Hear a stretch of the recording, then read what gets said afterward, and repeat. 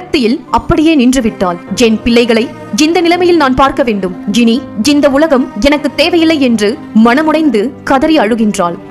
பிள்ளைகளை அழைத்துக் கொண்டு நல்லதங்காள் காட்டு வழியே வருகின்றாள். தன் அண்ணன் அடையாளம் காண்பதற்காக ஆவாரம் பூச்செடிகளை வழியில் போட்டுக்கொண்டே வருகிறாள். அங்கே மாடு மேய்க்கும் சிறுவர்களிடம் இந்த பகுதியில் கிணறு இருக்கிறதா என்று கேட்கின்றாள். அறியாத அந்த சிறுவர்களும் அவளிடம் கிணறு இருக்கும் இடத்தை காட்டுகின்றார்கள்.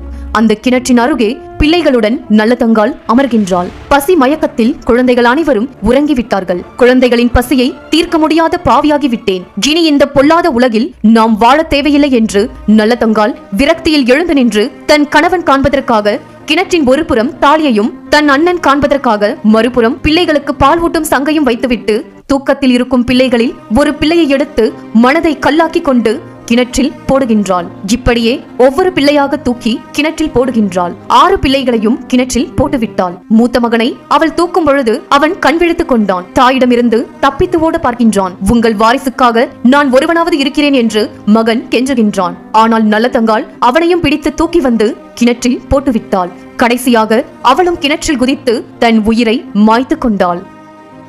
கிணற்றில் அனைவரும் மூழ்கி இறந்து விட்டார்கள்.